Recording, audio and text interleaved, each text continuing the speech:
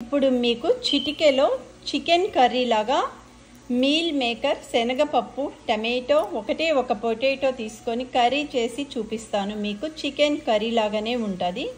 ఒకటి తర్వాత ఒకటి మళ్ళీ చూపిస్తాను మీకు. చూడండి, ముందు శనగపప్పు నానబెట్టుకున్నాను, మీల్ మేకర్ ఉడకపెట్టుకున్నాను, బంగాళదుంప, టమాటోస్.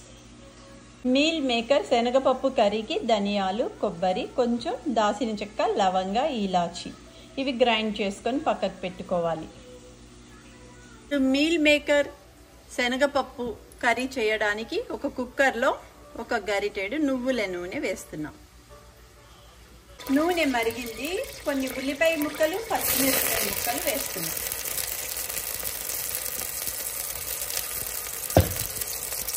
ఒకసారి కలుపుదాం.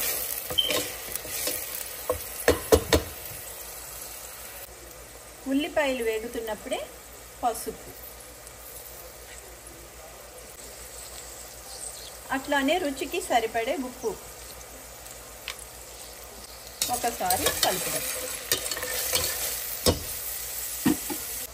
ఉల్లిపాయలు, పచ్చిమిరపకాయలు వేగుతున్నప్పుడే 1 స్పూను అల్లం వెల్లుల్లి పేస్ట్.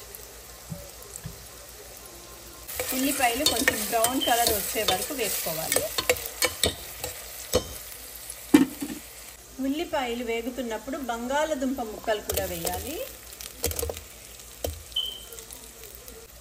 శుభ్రంగా ఒక్కసారి ఇట్లా కలపాలి. ఇప్పుడు ఒకసారి ఇట్లా మిక్స్ చేద్దాం. ఇప్పుడు దీంట్లో ఇందాక నేను ఉడకపెట్టుకున్న మీల్ మేకర్ వేస్తున్నాను. అట్లానే నానబెట్టుకున్న శనగపప్పు, ఇప్పుడు కొన్ని టమాటో ముక్కలు, కొంచెం కారం, నేను మసాలా చూపించాను కదా అది కూడా వేస్తున్నాను. రుబ్బుకున్న మసాలా, కొబ్బరి, ధనియాలు, జీలకర్ర, లవంగ, దాల్చిన చెక్క, ఇలాచి. ఒకసారి శుభ్రంగా కలుపుదాం.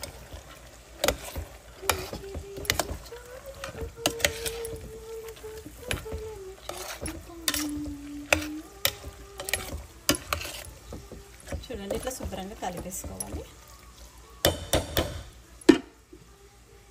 ఇది ఉడకాలంటే కొంచెం నీళ్ళు వేయాలి.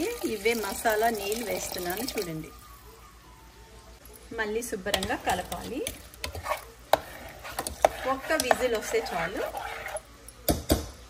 చికెన్ కర్రీ లాంటి మీల్ మేకర్ శనగపప్పు కర్రీ రెడీ అయిపోతుంది. ఇప్పుడు కుక్కర్ మూత పెడదాం. పెట్టి 1 విజిల్ వస్తే చాలు.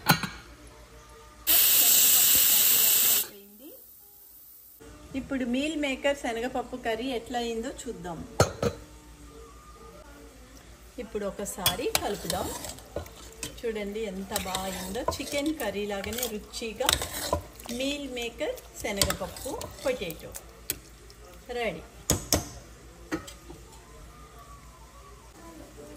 ఇప్పుడు సర్వింగ్ బౌల్లో తీస్తున్నాను మీల్ మేకర్ శనగపప్పు కర్రీ.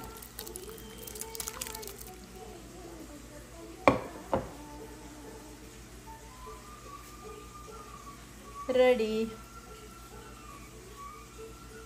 మీల్ మేకర్ శనగపప్పు కర్రీ రెడీ అయిపోయింది. ఇది చపాతీలో బాగుంటుంది, ఫ్రైడ్ రైస్లో కూడా బాగుంటుంది.